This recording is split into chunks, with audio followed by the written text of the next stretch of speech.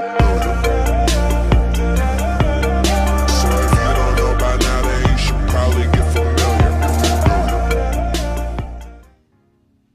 Hey gaming fans, Cardmaster Brian here, and Jinzo&Tonic asked me if I could submit a deck profile for his channel, and I thought, what better deck than the creator?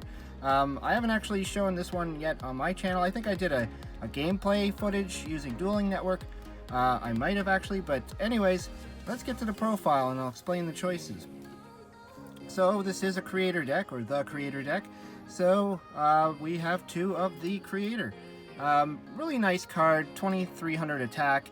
I mean, it's not that great for being a 2 tribute monster, but 3000 defense is cool. Most of the time you probably would just throw him in defense, depending on what your opponent's doing.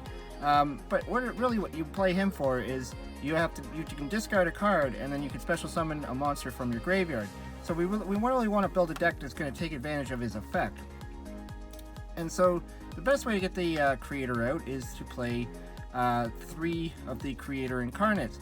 Now I'm playing 3 of him and 2 of the creator, because you don't want creator always in your hand. You want him, like, you know, somewhere in the midpoint of the duel. It'd be great if you open up with both, but you also want to have a good variety of monsters in your graveyard, so when you pull out the creator, you got lots to choose from.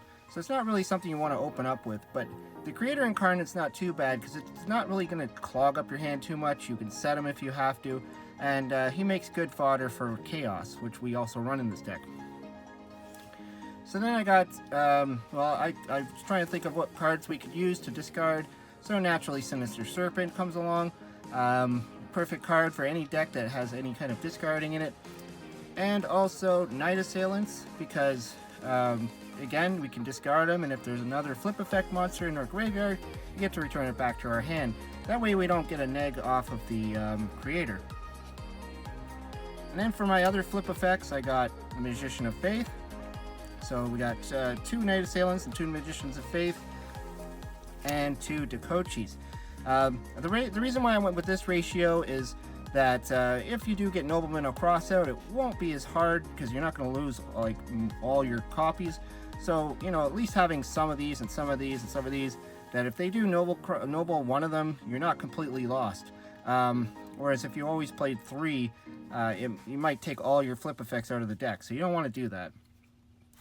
Then for some of the big monsters that we want to try and summon, either through the creator or through its own effects and stuff, is Aeronite Parseth, 1900 beat stick. A lot of people do play this in the Chaos decks. So he pierces, does piercing damage, and you get to draw a card if he does damage your opponent. So really good card, and he's light, so it falls in with the Chaos part of this deck. Then I'm also running 2 Fusler Dragons. I really like this card because it's kind of versatile. You get to summon it without having to tribute, but he becomes 1400 attack and 1000 defense. But you know, there's ways to get around that. You can book a moon him.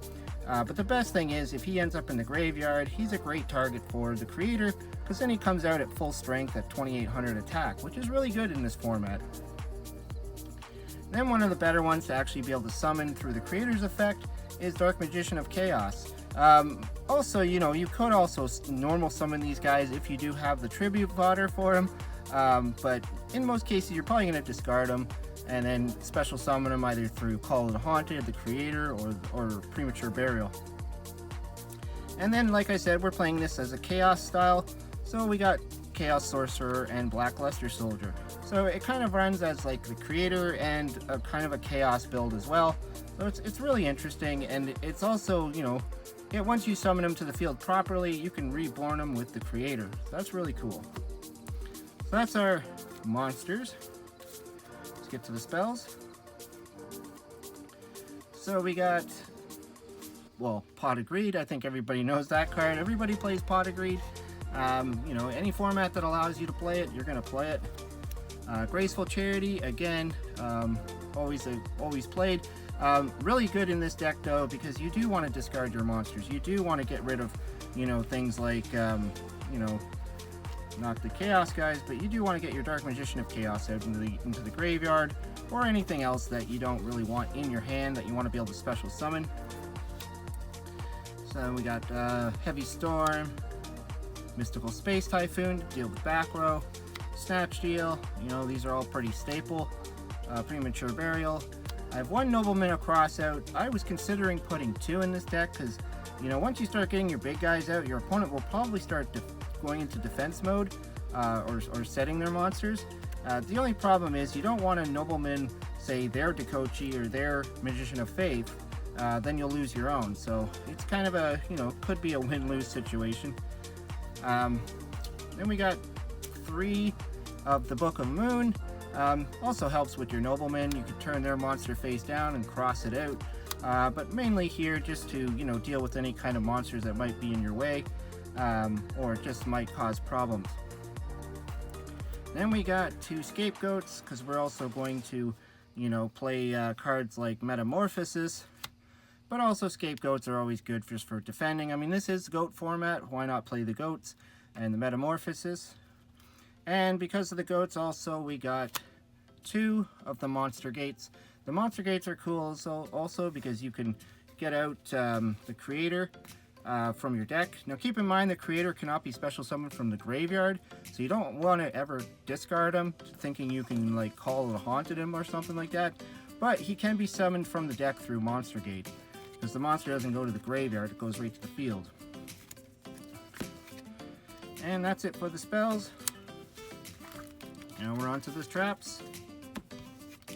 So some of the more common traps we play, Mirror Force, Ring of Destruction. Now, Raigeki Break is a good card in this, like I've said in the beginning there.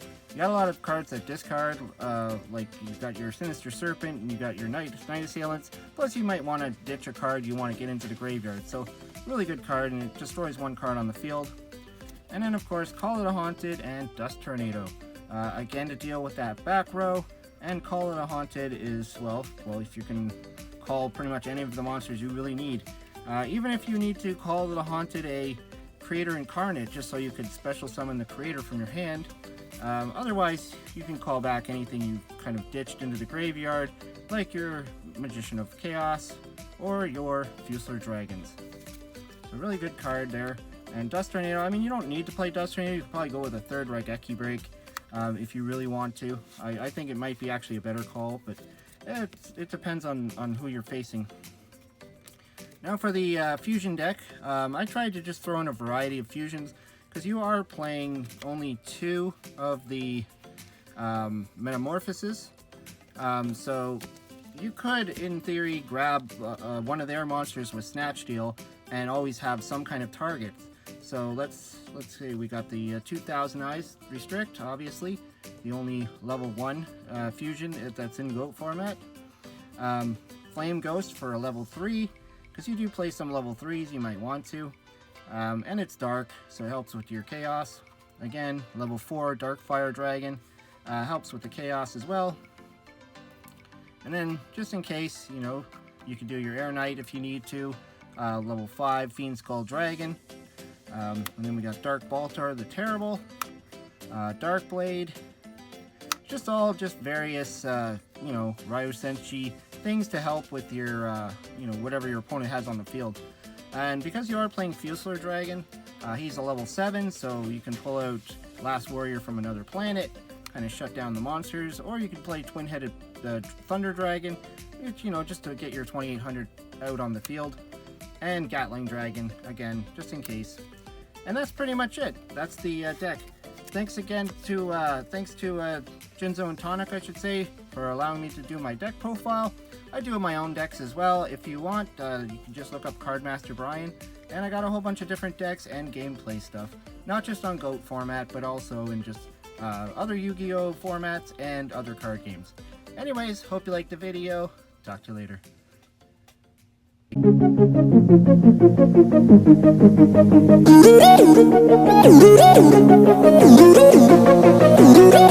you.